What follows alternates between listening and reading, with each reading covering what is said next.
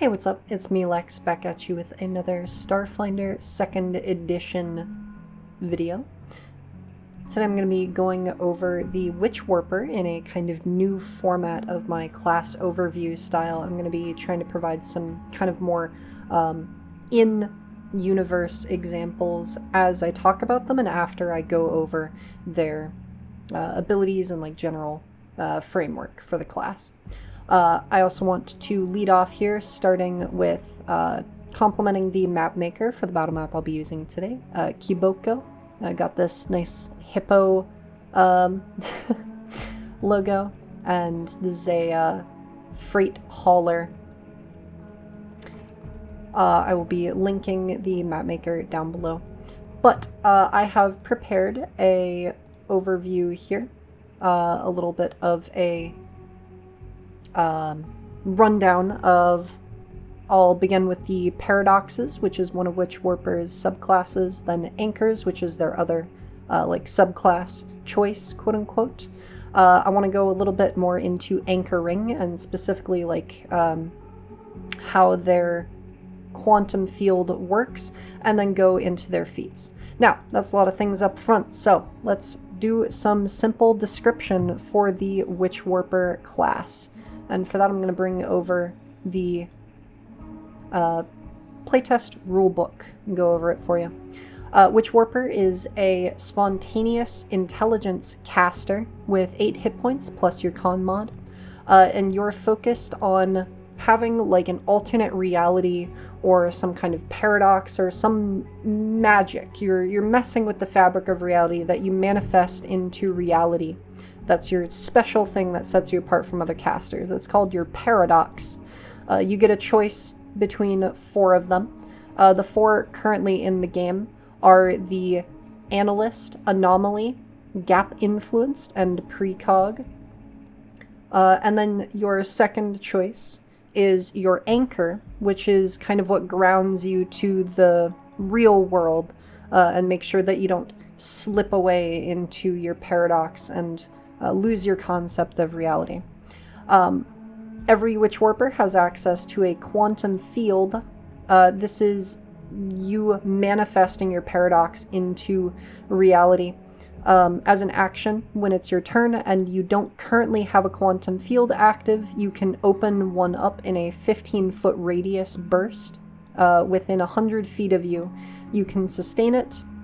And then there are anchoring actions that require you to have your field active, but when you use them, they sustain your field automatically, or you can just sustain it as if it were a spell. And then you can choose whether creatures in the area are affected by your quantum field, which means that regardless of the various effects that you can add on to your field, because that's what the feats and some of the subclasses do. They impose various benefits to your field. You're only ever going to be affecting people or not affecting them. So like you can opt someone out of it entirely, and then they won't suffer a downside, but they also won't be able to take advantage of any upsides if there are any simultaneously present. Your paradox gives you a passive benefit, and then there are zone actions that can modify your field in a way to give it additional effects. It automatically deactivates if you're knocked out, you dismiss it, or if you move more than 100 feet away from it. So if you end up wanting to move it, you will have to dismiss it with one action, then spend another action opening it up somewhere else. You get spell casting. You're a spontaneous intelligence-based caster. Depending on your choice of subclass, your paradox, you will either be on the occult or arcane list. Warp spells is the name for your focus spells, and like the other caster in Starfinder 2nd edition, you will automatically gain your focus spells at 1st level, 7th level, and 11th level. So you will not have to worry about investing feats into picking up the focus spells for your subclass like you would in Pathfinder. 2nd edition. As you can see here, just like the Mystic, the Witchwarper is a 4-slot caster. That is to say they start off with 3 spell slots at a level, and then when they level up go to 4. And they do that across all of the spell ranks in the game, just like a sorcerer would. And then we can continue on down here to talking about the paradoxes, and for that we're going to go over to Foundry Virtual Tabletop here. Okay, so I've kind of gone in and tried to break up what the paradoxes do for you into some general summaries. Analyst is all about knowledge and consistency. Anomaly is all about using your quantum field as kind of a home field advantage zone that you move around, and it has a fun capstone. Gap Influenced is all about kind of using your quantum field as more of like a you're in my house now, which is to say it's more of like much more oppressive, but it's also more focused on like you or like a single person. And it has a focus on memory theming. If you were unaware of Starfinder lore, the gap is the time period between the lore of Pathfinder and the lore of Starfinder. It's this massive gap of time that no one knows anything about. Like, all of the information from that time period has just been erased. And so that's what Gap Influenced is themed around. And then Precog was a little disappointing for me because despite having incredibly heavy theming around time, its mechanics are kind of generic. Warp Time has some support and offensive capability, and Time Loop is just a debuffing spell. But Accelerate is a free haste.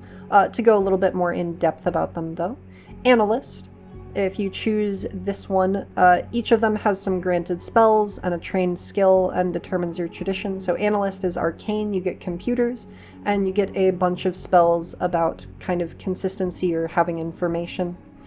I'll get into the warp spells after this summary here, but your quantum field benefit, because each paradox gives just a passive benefit to your quantum field, is that whenever you seek or recall knowledge, you can apply the result against 2 related creatures, hazards, unattended objects, and effects in your quantum field. So that's a single roll, and you compare it to 2 of them. So it's doubling your seeking and recall knowledging, but it doesn't give you 2 separate rolls. So if you roll poorly, you're not going to get anything, but if you roll well, you'll get twice as much, is kind of the idea there. And then whenever you sustain your quantum field, and this is in, as far as I can tell anyway, because it doesn't have a capital S on the sustain here, so it's not the sustain action, it's just whenever you sustain it, which, even if it were, the anchoring trait is a capital S sustain, so you get to add that on. So this stacks onto every anchoring action you use, as well as just sustaining it as well. You can seek or recall knowledge against a target in your quantum field as a free action.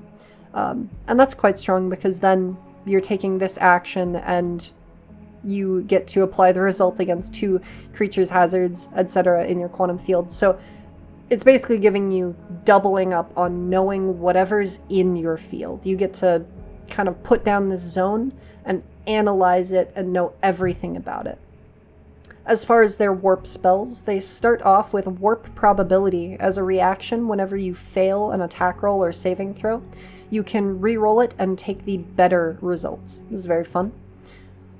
At level 7, you'll pick up the alternate outcome focus spell. As a reaction, when a creature in your quantum field would succeed but not critically succeed a saving throw, you make them re-roll it and use the worse result.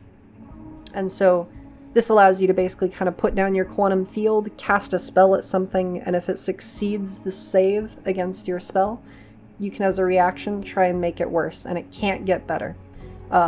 Not being able to use it on a critical success is unfortunate, but this is also a very, very good ability. Both warp probability and alternate outcome are pretty great.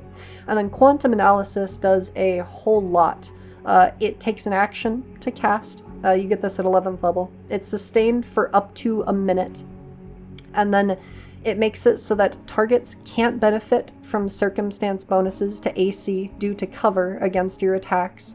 You also ignore circumstance penalties to the attack roll, and any flat check required due to the creature being concealed, hidden, or behind cover. You can cast spells that target creatures within your quantum field even if you don't have line of sight to them. And the first time after casting the spell, when you make an attack roll against a creature within your quantum field during its duration, you roll twice and use the better result. So things more or less cannot take any kind of cover or become properly hidden to you. You might still lose track of something, like if a creature was invisible and walked away. You would still need to seek to find the square that they were in, but then you would not have to make the flat check for targeting a hidden creature, etc. And you don't need to see things to target them if you're within your quantum field if you're casting a spell. So it's a very interesting, I really like Analyst. I like how it focuses in really heavily on this concept of doing everything right, being correct, getting the outcomes you want.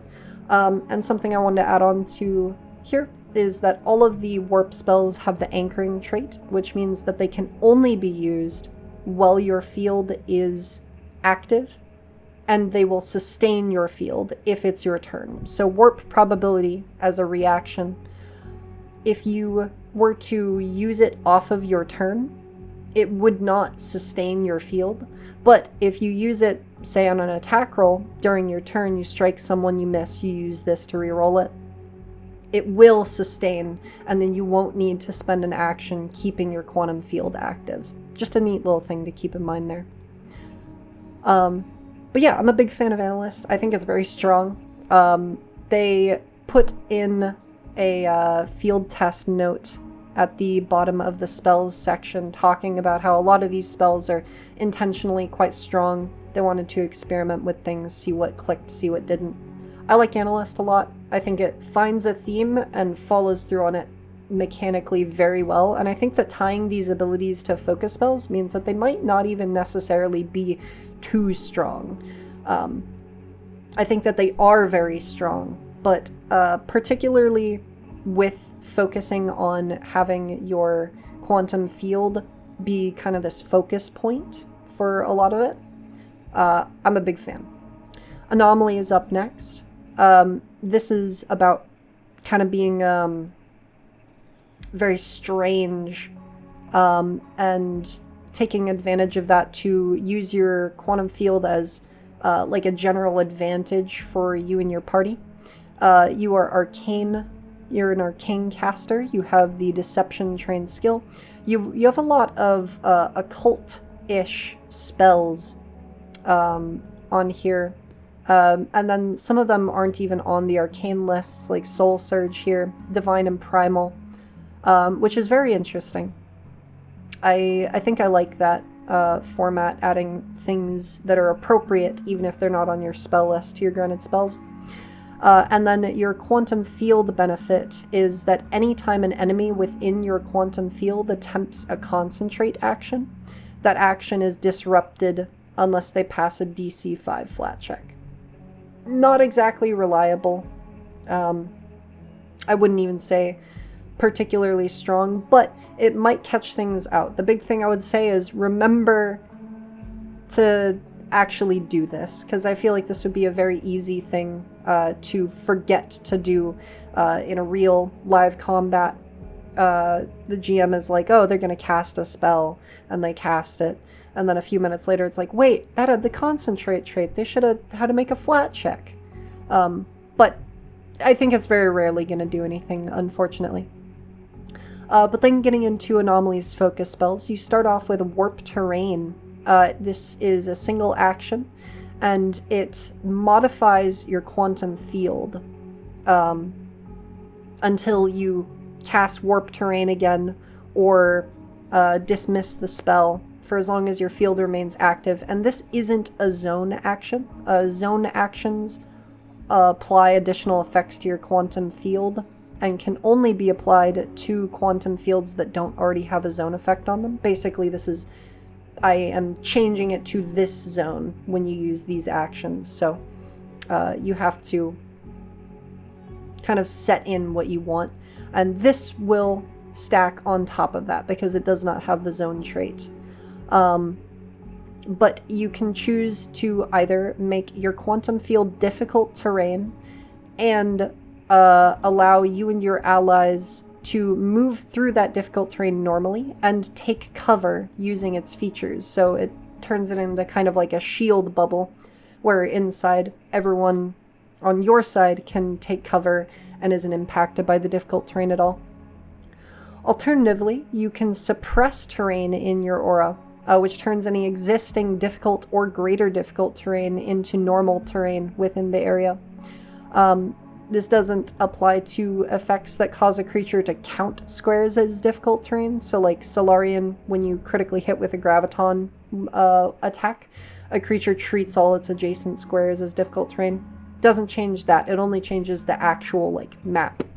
And then it attempts to counteract difficult terrain if it's from magic.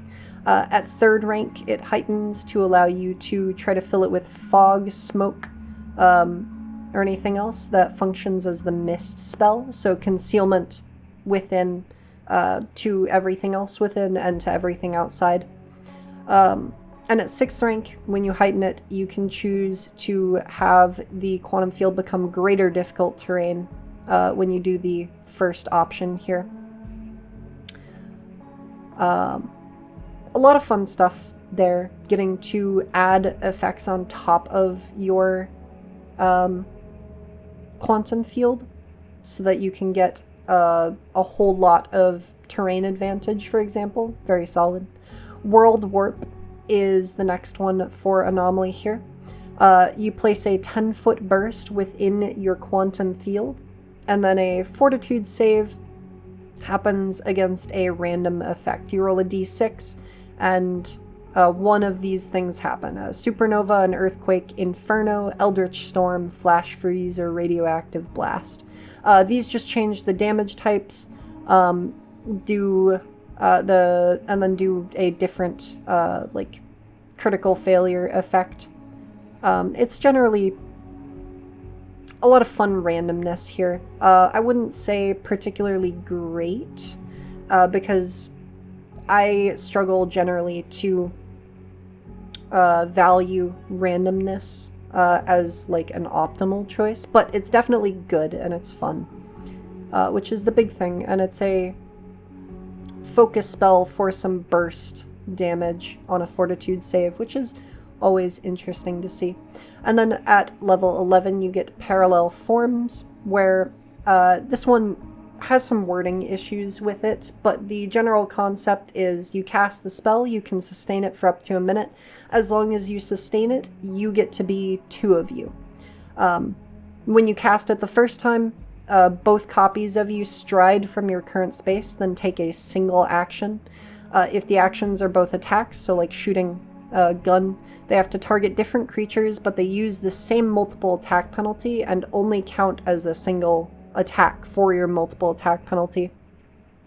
But then it says each round you sustain the spell, your parallel forms share actions using the same multiple attack penalty. And then you apply damage that both of them take to your current hit points. But if it's area damage, only apply it once, taking the worst results from both saves if you're in an area. And then when the spell ends, you choose one of the 2 forms as your actual form, and the other version of you disappears. It automatically ends if you're reduced to 0 hit points. The issue that I run into with the wording here is that it's best used as like a burst, and then you leave a copy behind to teleport back to. So, like, I use it initially to get 2 strikes off against an enemy, let's say. And then my 3rd action on that turn is making another strike at that enemy, because I'm only at my first multiple attack penalty. But then on follow-up turns, I have to spend an action sustaining to keep my 2 copies of myself, And then the 2 actions that I have normally are shared between those 2 copies of me. So if I'm just going to control one of them, I only get 2 actions a turn. And then at that point, it's essentially like a teleport back. I can stop sustaining it, and then at the end of that turn, I can go back to the copy of me that I've left behind. It's not bad, per se, but it's just very interesting. And then the heightened at 8th rank is what makes it very confusing how everything interacts. It says your parallel forms are quickened and can use the extra action to step, stride, or strike. To me, it's unclear if this means, like, each copy of you gets that extra action each turn, or you as a whole get an extra action for this. I would prefer if it was both forms, because then this would be like a very high rank heighten that allows me to have 2 of me on the battlefield at once, walking around and actually doing things after like kind of struggling to maintain it to begin with. But I could also definitely see a reading where it's you know, because they share actions after I sustain, then it's only 3 actions and one of them is restricted, and now it's still kind of just like I'm going to leave one of them behind, but I'll move forward. Either way, it's a very interesting spell, a lot of fun, and Anomaly as a whole, I think, is super interesting. I like how they kind of focus on using their quantum field as this super malleable thing they can keep up and sustain as they're like pushing forwards. Next up is Gap Influenced. This one is shaped by the gap in some way. You are on the occult tradition. You are trained in society. You get a bunch of like mental spell effects, like daze. And then your quantum field effect makes you concealed to creatures within your quantum field. And then when they hit you with an attack, you lose that benefit until the start of your next turn to that creature. So if they hit you once, they get to ignore it. That's already pretty solid, being able to place it down and have creatures miss you 20% of the time. But then moving on into their focus spells here, this is where it's you'll see the "you're in my house now" thing. Warp Presence as a reaction when an enemy targets you with a strike or spell attack. So this is before they actually roll it. The creature makes a will save. On a success, you become concealed against the creature's attacks for a round, including the triggering attack. If you were already concealed, you become undetected instead.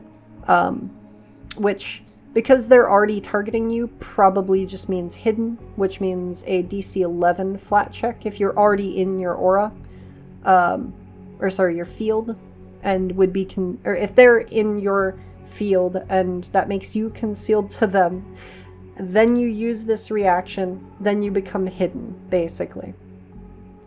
But if they fail, then the triggering attack just straight up misses. They don't get to even try to make it, and you become undetected to the triggering creature for 1 round. And this means that they can't see you at all, have no idea what space you occupy, and can't target you.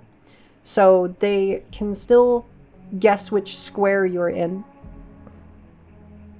and then attempt to shoot you, but they won't know where you are. If you use a hostile action, though, the effect ends after you use it. And then on a critical failure, so this is unlikely, but it'll happen from time to time, the attack misses, and then you're undetected to that creature for a minute, unless you use a hostile action. Very interesting. You basically get to just entirely erase yourself from their perception on a failure or critical failure, and even on a success, this is a reaction to make a creature very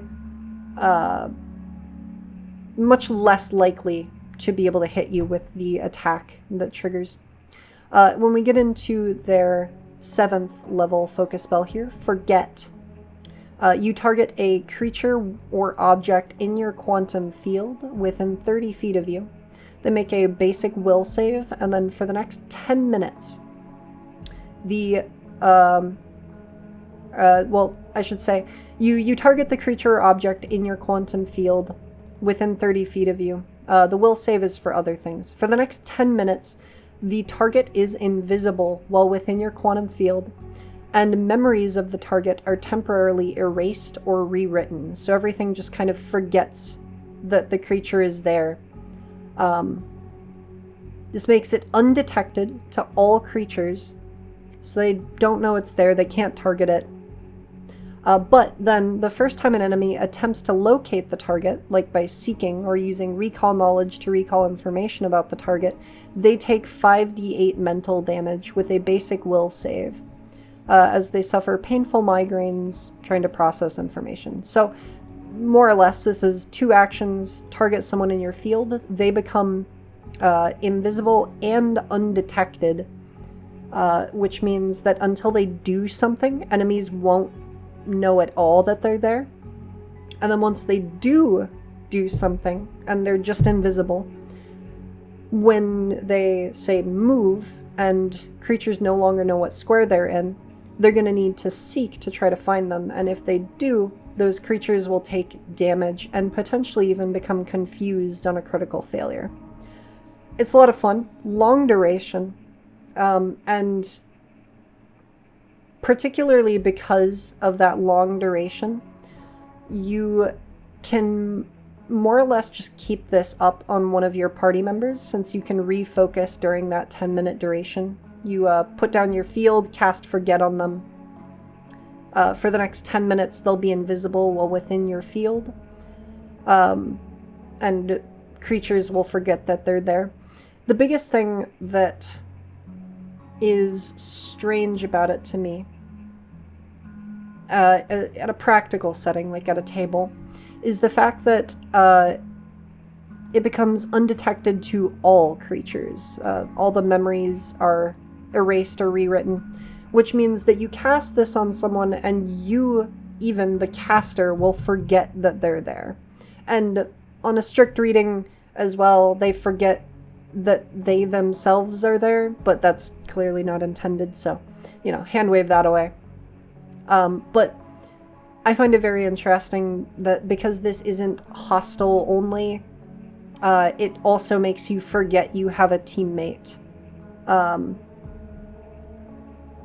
And as far as I can tell here, the only way to remember who that creature is, or find out who that creature is, would be to succeed on a recall knowledge or wait for the duration to elapse.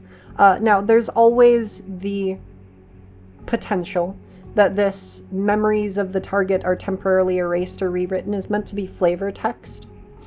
But given that the general formatting of spells is that the first sentence is flavor text and the rest of it is mechanical, it already has the word invisible, so that's mechanics, and that's part of the same sentence, and it references it here, saying that makes it undetected. It's kind of in a gray area where I would like for there to be more clarity on specifically how it functions.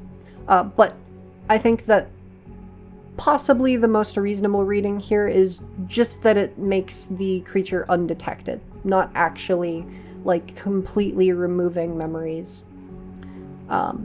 Either way, it's a solid, really flavorful spell. I like it a lot. It's very strong, very interesting. And the last one, Reality Wipe. You reset reality within your quantum field as 2 actions. All written information and computer data in the area is subject to the effects of the delete spell. And this is a new one. It deletes up to 1,500 words of text, 1 page of content, or 1 display screen worth of text or other visual information.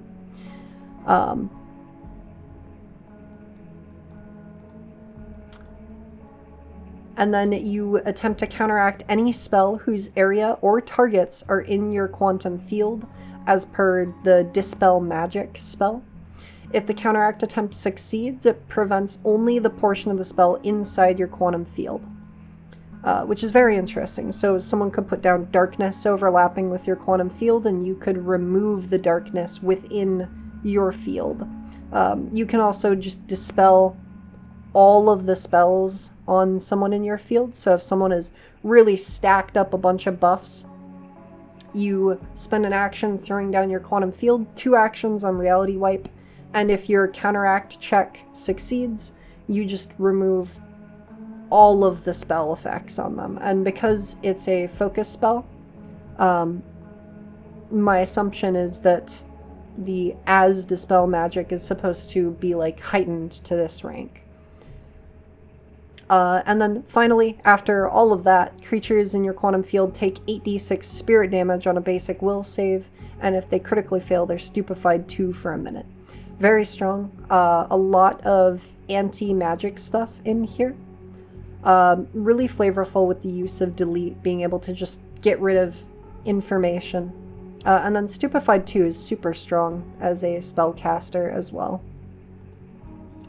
I'm a big fan of Gap Influenced. I think it's probably a solid run for the strongest subclass currently. Tied with Analyst. Anomaly is definitely up there as well.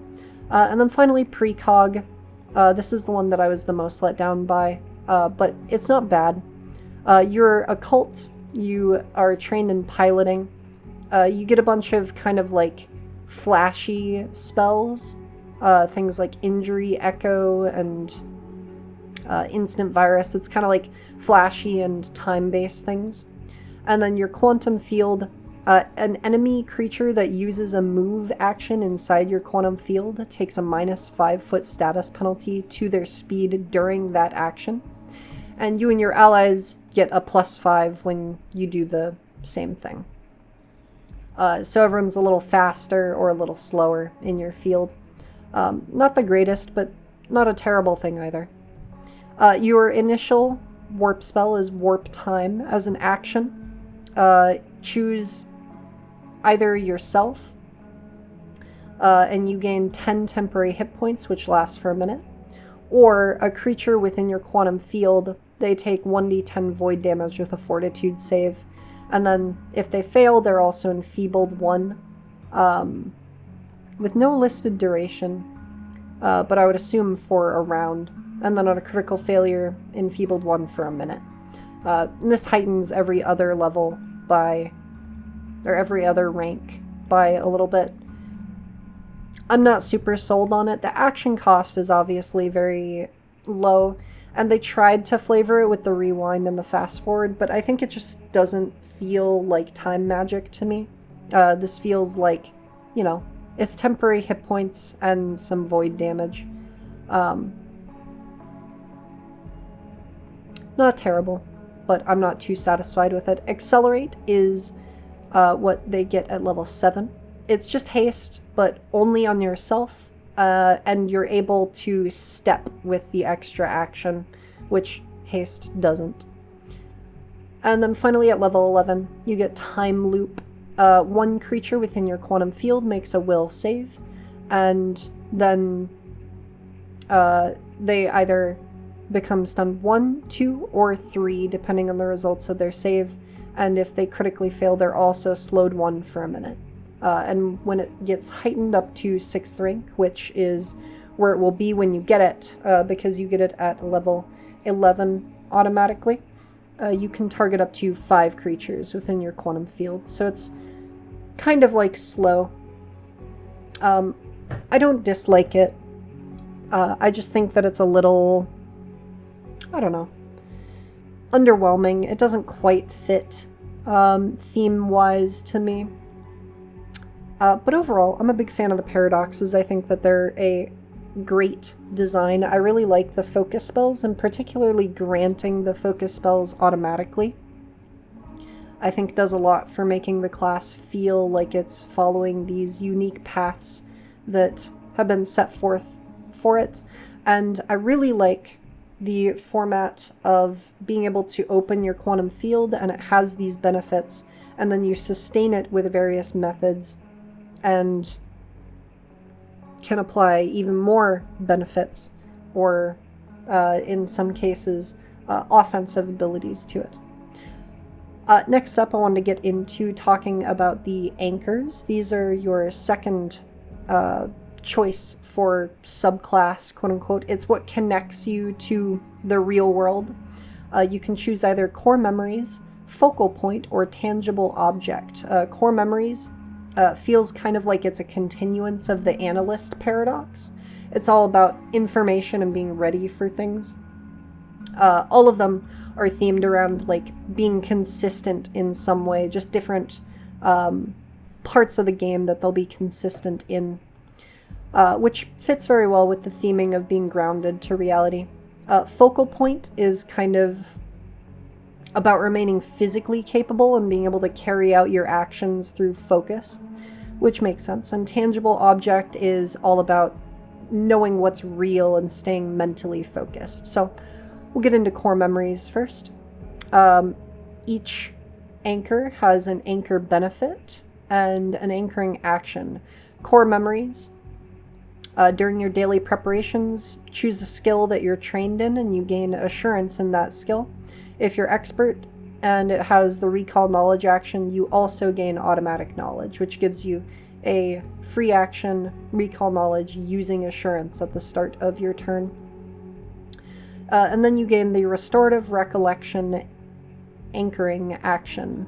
Once a round, you can use an action to decrease your stunned value by 2 or slowed value by 1. This is just automatic.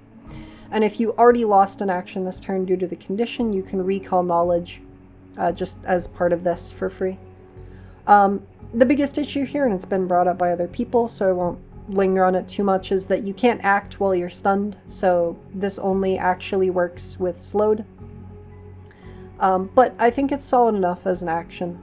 Being able to get rid of these action reducing effects is very good, especially just automatically.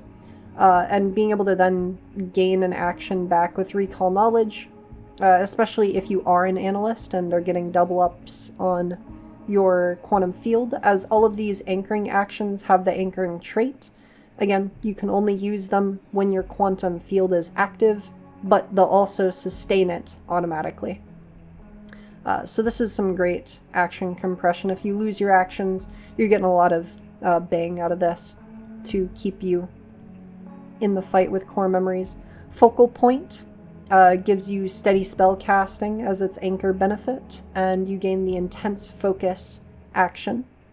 Once a round, you can, as an action, reduce the value of your clumsy condition by 1, or ignore the effects of the suppressed condition until the start of your next turn. Solid enough. It's all about, the real world, staying focused on what you're currently doing. And then finally, tangible object. This one's anchor benefit is you get a +1 circumstance bonus to perception checks and will saves against illusions and holograms, and you automatically disbelieve illusions and holograms within 10 feet of you, even if you didn't spend an action to interact with them. So you're likely to know when something isn't real. And you gain the touch something real action, where once around, when you have a free hand, briefly touching or fidgeting with your anchor, since it's a small object, decreases the value of your frightened or stupefied conditions by 1. And if you don't have either of them, you instead gain a +1 circumstance bonus to will saves against fear effects until the start of your next turn. So it's all about kind of honing in on mental. Specifically, being able to get rid of stupefied and frightened is very, very solid. I think that tangible object is really good. Core memories as well. These are all flavorful. They're small things. Being able to focus on like one aspect of the world that you will do quite well is something that I enjoy the flavor of a lot, and I think they got the mechanics across here very well. Wanted to touch on anchoring. There are several ways, 5 of them, to sustain your quantum field, because this is your main class thing. You put it down, it enables some of your stuff. It's something you probably want to keep active because it's unique. It's got all these different abilities you can take advantage of. And then I just put a reminder here that anchoring actions can't be used unless your field is active. So until you activate your field, you can't cast your focus spells, and you can't use any of your other anchoring actions. So the 5 different ways to sustain it are the sustain action. This is probably the worst case scenario. Just spending an action doing it. It's not terrible, but you don't want to be doing it. Every single warp spell, all of the focus spells, will sustain your quantum field automatically. Some of them are, as I pointed out before, reactions. So you want to be careful with that. They will not sustain it if it is not your turn. But all of the warp spells do have the anchoring trait, so they will be sustaining it as you cast them. Your signature spells also all sustain your quantum field if you're inside or adjacent to it. And I put a little bit of a note here about 3 action spells. I would recommend, unless you have a specific spell that you want to be signature, making your 3 action spells signature spells, your wall spells, things like that, because then you can utilize the level 3 feature that allows you to sustain, called anchoring spells right here, whenever you're inside by casting them. This allows you to cast these 3 action spells without losing your quantum field and needing to reopen it on your next turn, for example.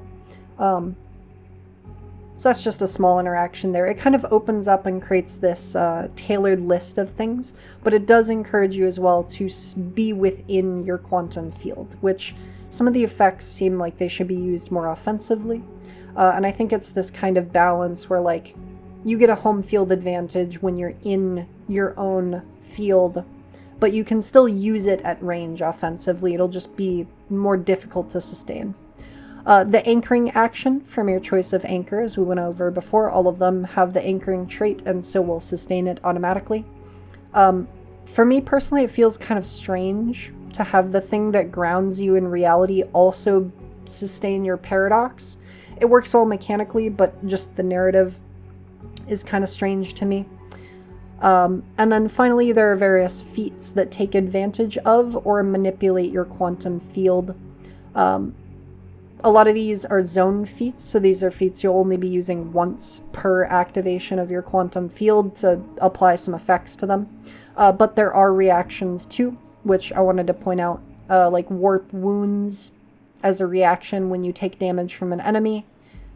You can offset some of the damage away from you as a reaction, and it has the anchoring trait, so it requires your field to be open, but it doesn't sustain it unless it's your turn, which means you could potentially like try to provoke a reactive strike and use that to sustain it. It's just very strange to have reactions have the anchoring trait, since you can only sustain during your turn with anchoring actions.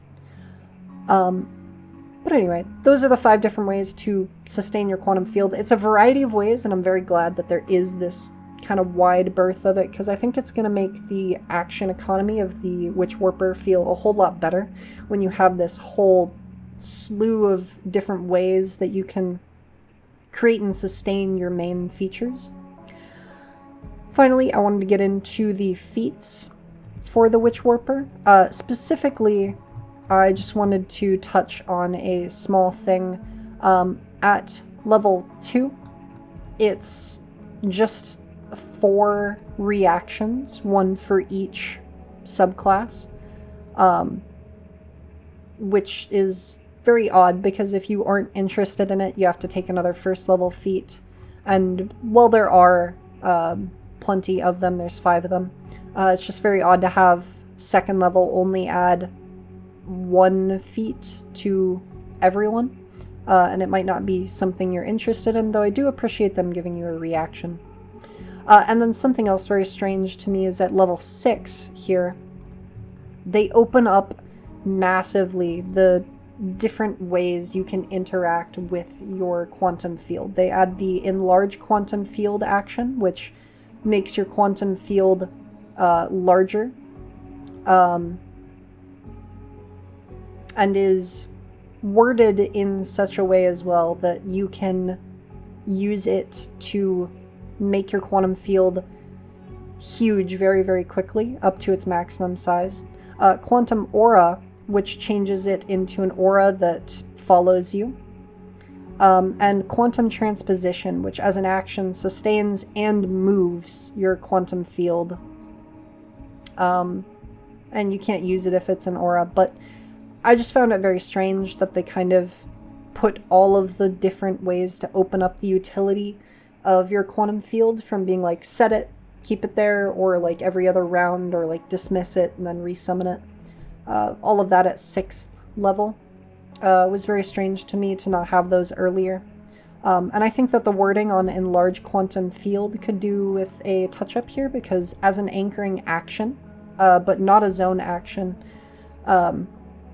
you can use this to increase the radius by 10 feet, and then after the first time you use it, because it has the anchoring trait which sustains it, it increases the radius by another 5 feet. So you put down your quantum field the first time, it's a 15-foot burst. You use this action, it turns it into a 25-foot burst, and then you could use it a second time on your next turn to sustain your field and increase its size from that 25 feet to 40 feet, because it goes up to 35 from the 10, and then an additional 5 for sustaining it with anchoring. Just very interesting that it can double dip like that. But that's my overall overview of the class. Now I want to go into the 2 builds that I have prepared for you today, and then I'm going to do a quick combat demonstration of the 2 of them showing down, and do my concluding thoughts. So this here is Zilta. Zilta is a Kasatha Stellar Nomad. These are the 4-armed creatures from the playtest. They look like this generally, but I just chose some art that I preferred. Stellar Nomad means that you can study a culture, and as long as you adhere to one edict or anathema of that culture of your choice, you can become trained in that culture's lore for the day. That's very interesting. Also, Kasatha have sets of 4 arms. Zilta here is an electrician Witchwarper, gap influenced with the tangible object anchor, and is working aboard this starship, which is currently in transit as kind of just a maintainer. Zilta had a long run of like banditry back in the day, but has since moved on to simple jobs, just keeping them on, trying to move on from their past, become a better person, study various cultures across the Pact Worlds. Zilta has a superior laser pistol in one set of hands, loaded with a superior battery, and is holding 2 advanced med patches in their second set of arms, and also walks around with an advanced force field and a medical toolkit. And then our other character here, Dominion, a Vesk. This could be thought of as the lizard folk from Pathfinder 2nd Edition, but they're not quite the same. These are kind of imposing lizardly creatures, very intimidating, very dangerous. Used to be a Brutaris player back in the day. Think like rugby, space rugby. And a plated Vesk heritage means some natural armor. Dominion is an anomaly focal point Witchwarper, and focuses very much on not using or relying on technology. I have an interesting interaction here that I discovered, which is that the tactical undermounted grenade launcher does not have to be affixed to a firearm. So Dominion is using an axe, a dashko, a superior dashko, with a grenade launcher mounted underneath it with a flash grenade loaded within, and has a hacking toolkit as backup to kind of punish other people for using technology. Dominion has picked up a job off of the bounty hunter boards to take out Zilta on this transit. It's Zilta's past haunting her once again, struggling with not being able to get away from a life of banditry is something that she's probably going to face for years to come. And as Zilta is doing the rounds on the ship, gets to right here, Dominion will round the corner and heave up their axe and begin combat. So, I will take the two of them, add them to the combat here.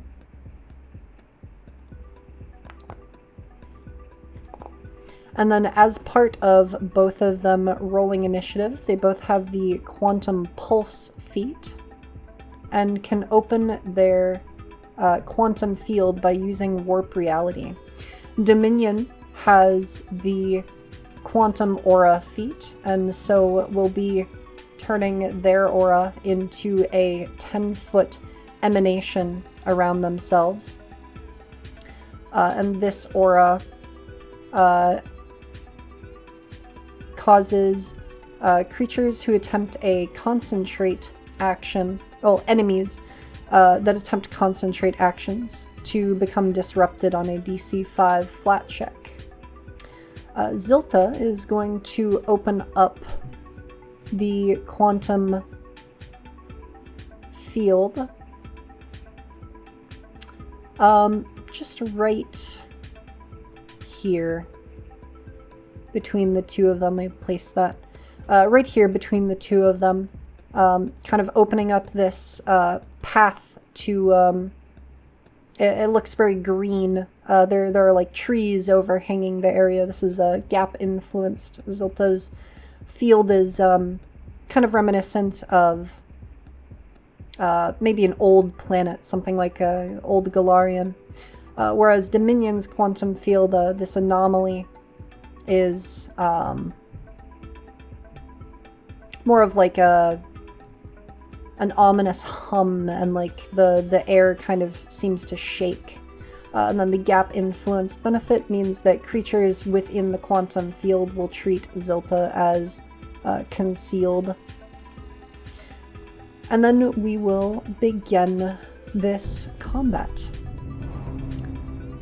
Zilta is going to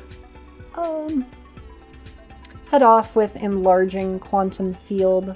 This is going to expand this quantum field out to a distance of 25 feet and sustain it for the turn. And then Zilta will go ahead and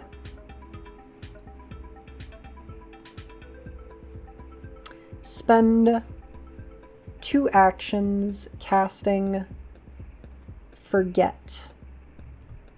And so this is going to make Zilta invisible and undetected to Dominion. Dominion does not know where Zilta is anymore.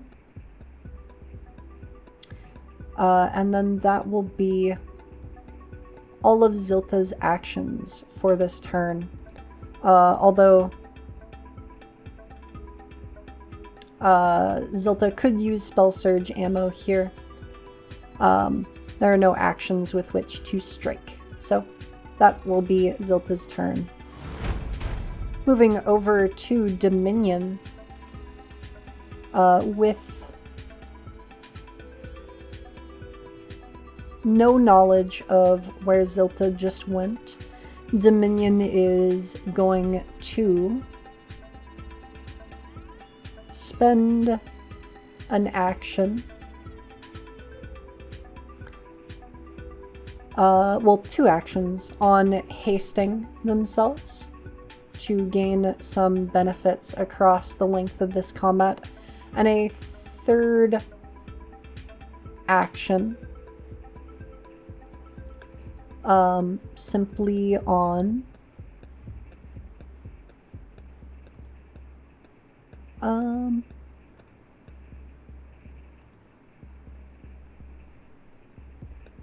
sustaining.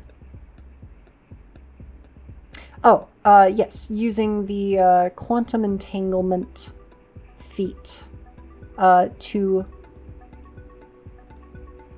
sustain Dominion's quantum field, and making it so that until the start of Dominion's next turn, any creature who begins their turn inside Dominion's quantum field needs to make a will save to attempt to move out of it. And then we will go over to Zilta. Zilta is going to try to take initial advantage here of the situation. An action, 2 actions on a spell of some sort would be a good idea to try and take out Dominion while Zilta has this advantage. And so that will be particularly a focus spell would be good. Or not a focus spell, a signature spell to be able to sustain the field. Yeah, that'll be a Phantom Pain cast at a range of 40 feet, means no Phantom Pain. How about Chrono Push? Yeah. A casting of Chrono Push at Dominion, who will be off guard because they cannot see Zilta. This is a spell that attempts to hit a creature and knock them back hard enough to slide them through time. So Zilta will make an attack roll here, hitting Dominion, which will knock Dominion back 15 feet. I'll say kind of like that, like hitting the corner and then rounding it. And then the creature, so Dominion, needs to make a basic reflex save, which Zilta will fail and take this much force damage as the struggle of being like pushed through time and getting knocked back like explodes out, and some of the crates around Dominion here will go flying. Zilta will then use Spell Surge ammo to give Zilta's next attack roll with her laser pistol some extra damage. And will be making a anchoring strike to attempt to get a gunshot off and sustain the quantum field here. And so that'll be made at multiple attack penalty -5, and with a bit of a range penalty. Spending a hero point to try to make that. Unfortunately, it'll miss because of the range. And so at the end of Zilta's turn here, the quantum field will collapse and Zilta will become visible. Turns out that betting on being able to hit to sustain was a bit of a bad idea. Dominion, then, being quickened, is going to go ahead and attempt to close the gap, having been able to kind of snap back onto Zilta, knowing that she is there. Will stride once, being very slow due to the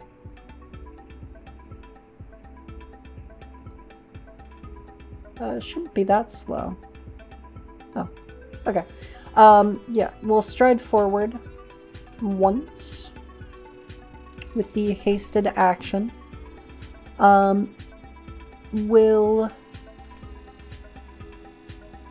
stride forward again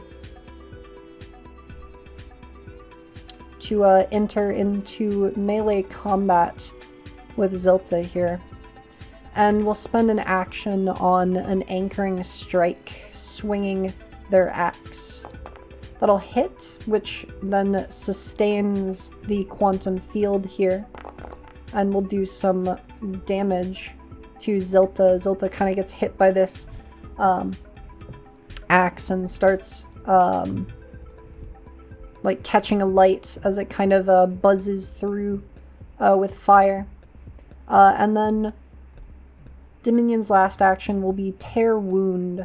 Oh no, that's for a critical success only. Dominion's last action will be repeating Quantum Entanglement, kind of locking Zilta in here. Zilta, of course, does not know that and is going to attempt to back up from the combat here.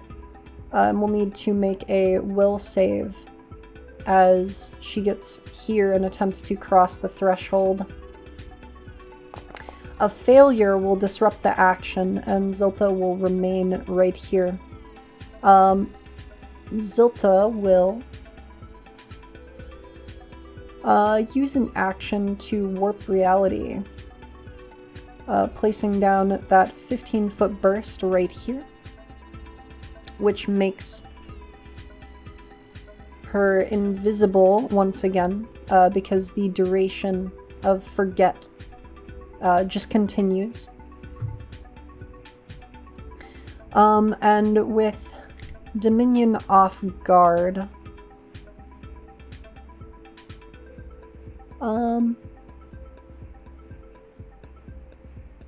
a simple action to shoot seems like a decent idea.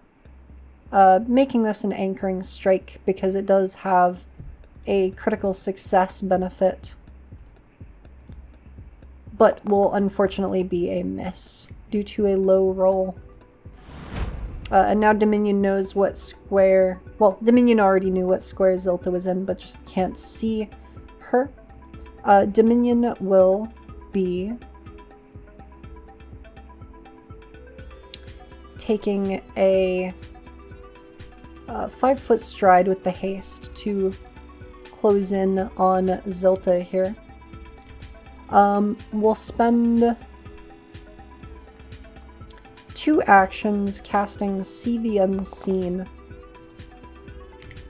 to attempt to see through this invisibility.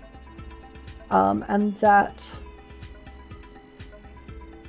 will, yes, cause Zilta to only be concealed rather than invisible to Dominion here. And then Dominion's third action will be an anchoring strike. Taking a swing and going to use a hero point on that miss to turn it into a hit, which will do 12 damage and sustain the quantum field for Dominion here. Zilta then will kind of giving up on escaping. Go for, let's say, mind racing, looking at the, or thinking about the discharge spell to get rid of any kind of tech charges that the attacker has, but seeing that Dominion does not have any, Zilta will go for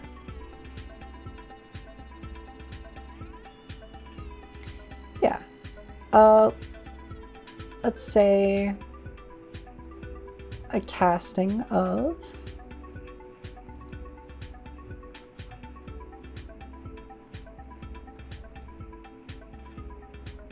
Corrosive Haze. Placing down a 20-foot burst of corrosive nanites. That'll also sustain the quantum field here. And then using Spell Surge ammo to charge up Zilta's gunshot, shooting at Dominion and missing again. I'm going to go ahead and re-roll that just for narrative's sake. I don't want Zilta just missing over and over again.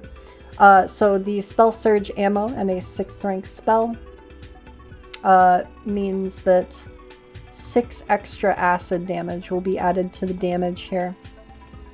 Plus 6 acid.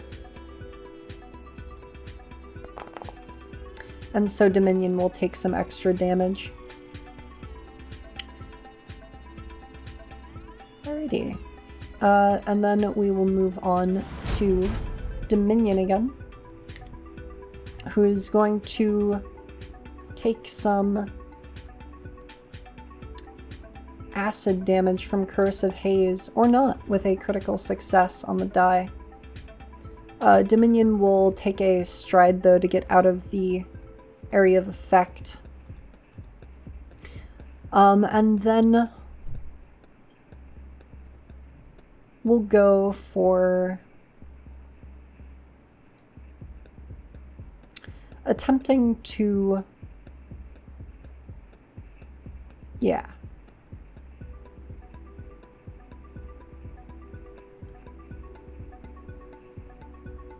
Okay.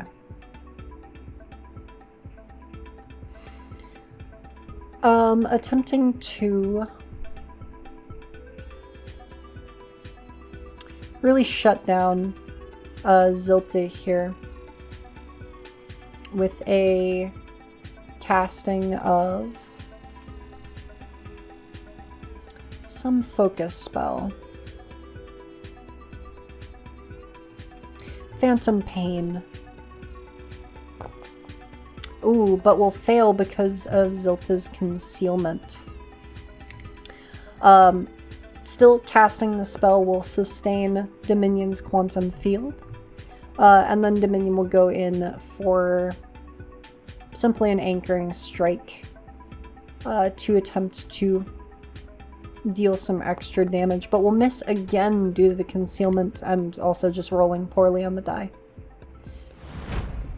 Alrighty, we'll move over to Zilta here, who is going to spend an action sustaining Corrosive Haze, which allows Zilta to move it 10 feet in any direction. Up to there, we'll put Dominion back into the area. 2 actions remaining. We'll go for an anchoring strike against Dominion here. We'll hit and do 7 damage. And at this point, I want to show off the Warp Wounds feature. This is the level 4 feat for Anomaly. When you take damage from an enemy, and an enemy or willing ally is in your quantum field, you gain resistance to all damage against the triggering attack equal to half your level, and one enemy or willing ally in your quantum field takes damage equal to the amount prevented in this way. So half of level 11 is 5 damage, meaning that Dominion is only going to take 2, and then Zilta will take 5, which is more than Zilta would have dealt to Dominion here. Anyway, success on Anchoring Strike will sustain, and Zilta is kind of struggling here. And so we'll not be able to cast anything because she's already spent an action.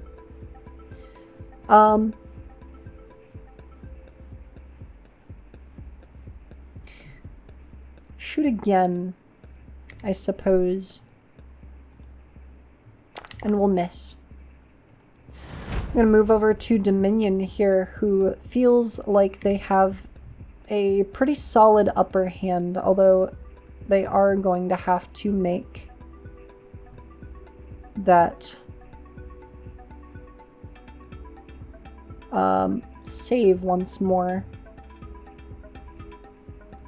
against the corrosive haze. Alrighty. Oh, critical failure on the corrosive haze damage is going to do quite a lot to Dominion here.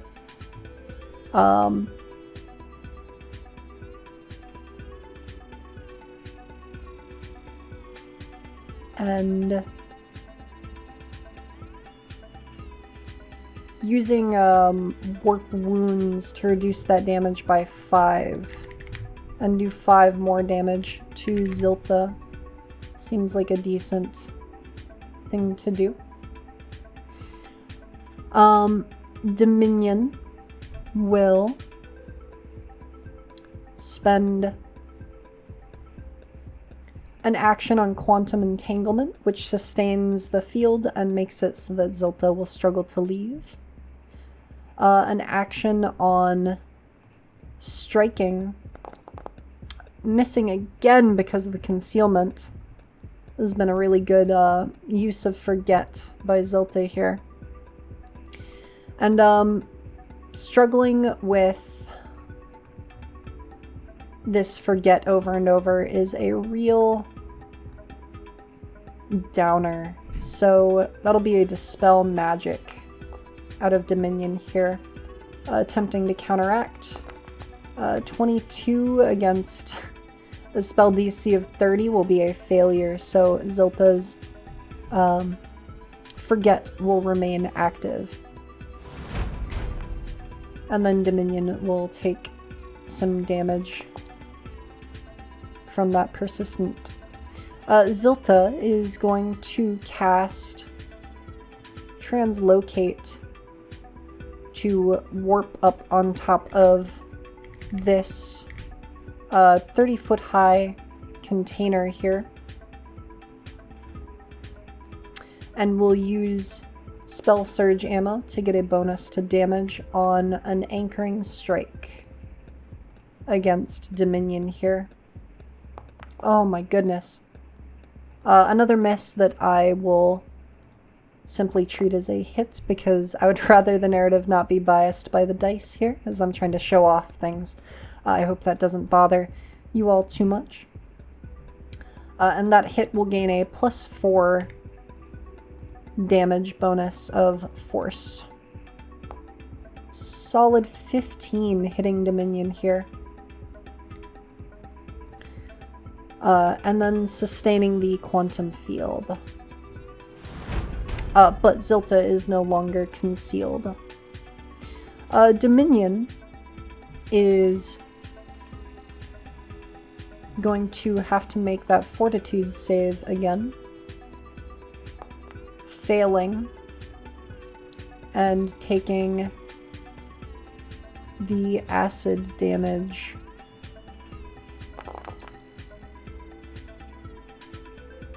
It's looking rough for Dominion out here. 6 health left.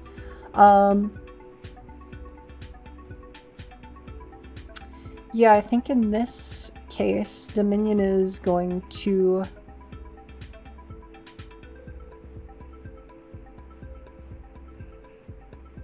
want to get out.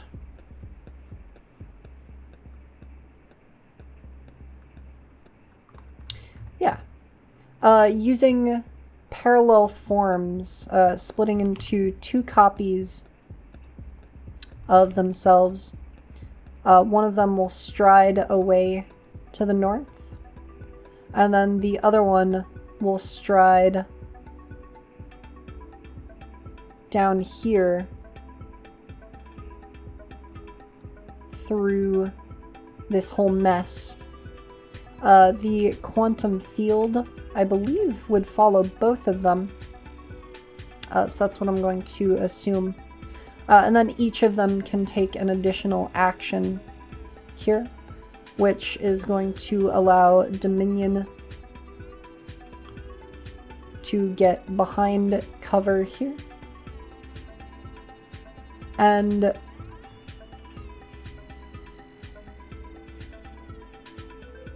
over here around this corner. And then with one action left on the turn, this Dominion will also take full cover. Alright. And then that there is where we're going to, I believe, leave the narrative for these two. Dominion is planning on waiting out Zilta closing the gap on one of the two of them, and then will sever the parallel form link between the two to become the other. So if Zilta were to move over here to try and get a shot off on this Dominion, then Dominion would go up this direction away.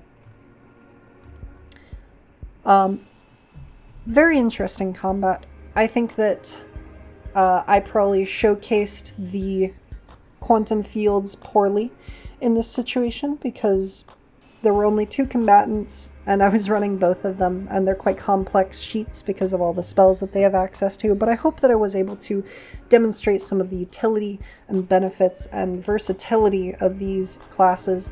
Let me know what you think of the new format, specifically for these character overlooks or overviews, where I'm trying to demonstrate with more practical examples, even if I do struggle by having such complicated fields. What I tried to show off here was Dominion as kind of a close range aura melee based Witchwarper, and I tried to showcase Zilta as more of like a ranged mobility and like invisibility focused Witchwarper. To get into their builds specifically, Zilta is a gap influenced tangible object Witchwarper, and took the Feats Anchoring Strike to be able to strike and sustain, and Quantum Pulse, which opens your quantum field when you roll initiative. Both of the Witchwarpers had those two feats because they're just really, really solid options for your toolkit. But then Zilta took Enlarge Quantum Field to be able to make the quantum field larger and take more advantage of the invisibility from Forget and Reality Wipe as well, being able to counteract magical effects. That was something that I could have demonstrated, where because Dominion had both Haste and See the Unseen on them, one use of Reality Wipe could have not only attempted to and almost guaranteed counteracted both of them, because Reality Wipe is a 6th rank spell and both of these are lower rank. It also would have done 8d6 spirit damage, which would have been immensely damaging. I just didn't want to kind of overwhelm the example there. And then Spell Surge ammo to be able to add some sizable flat damage when casting non-cantrip spells to Zilta's gunshots. Something I didn't get to show off as much as I wish I could have was the interplay this has with warp spells. Your focus spells function with it, even though cantrips do not. Which means that this can give a very sizable flat damage bonus to your ranged attacks from your guns. And then Quantum Transposition, which I did not unfortunately get the ability to show off, but this as a single action both sustains and lets you move your quantum field. So if Zilta moved over here, she could have moved her field as well with an action and kept it active. And then as for Dominion, Dominion's build was focused more on melee as an anomaly focal point, kind of trying to make the aura oppressive for the enemies that Dominion is facing. But those spells just got the upper hand. Dominion has Anchoring Strike and Quantum Pulse to be able to open the aura on initiative and sustain it, hopefully with strikes. Quantum Aura to cause it to be a 10-foot radius emanation that follows Dominion. Quantum Entanglement to prevent enemies from moving away as part of sustaining it with that action. And then Warp Wounds, so that whenever Dominion took damage, Dominion could reduce that damage a little bit and cause it to be dealt to the enemy. It's always a good idea to be able to utilize your reaction if you can. Overall thoughts for the Witchwarper. I'm a big fan of it. I think it's my personal favorite class out of the 6 that we've gotten from this initial Starfinder playtest. I think that a lot of the focus spells and various features of being able to use your quantum field make them feel very unique and very repeatedly sustainable on the battlefield. You can either, for example, with Dominion here, you can either use Quantum Entanglement to kind of cause your aura to become more difficult to leave.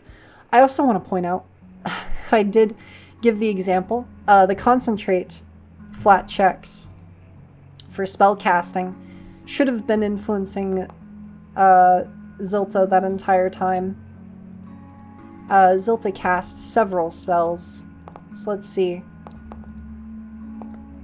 Would have failed at least like 2 of them, roughly, but like I said earlier, it was something that was incredibly easy to forget, particularly on me for being, you know, one person trying to run 2 spellcasters while explaining mechanics.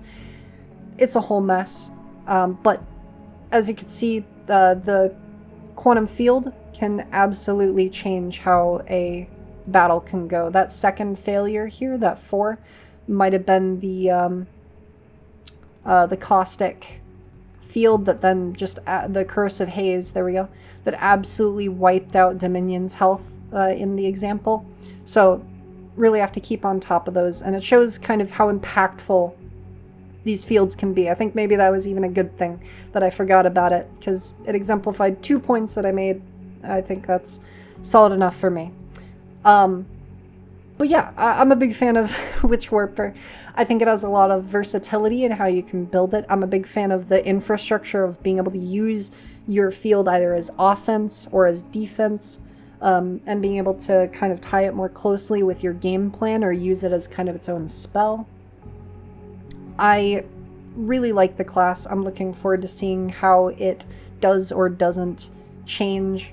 I'm a big fan of the spontaneous spell casting with Starfinder 2nd Edition. Getting your focus spells automatically at certain levels just does wonderful things for making the class feel more distinct, as I tried to show with the paradoxes up here, going through each of them, because now they're real proper class features rather than feats you can pick up, something like Sorcerer's focus spells in Pathfinder 2nd Edition. I'm a huge fan of this. Having 4 spell slots per rank is also very sizable. I've seen in some games it's some real gameplay that it does a lot for making the class feel sustainable, particularly in Starfinder, where having the ability to use your spells at range is no longer as unique as it is in Pathfinder 2nd Edition, where most players are going to be in melee range. And so being able to compromise with having more abilities and more spells is pretty great. I'm looking forward to seeing more of the playtest, putting together some more of these class overviews for the other classes. Let me know what your thoughts were on Witchwarper, on the playtest in general, on this new format of the class overview. Thank you for watching. Leave a like if you liked the video. Subscribe if you want to see more. I will see you next time. See ya. See ya.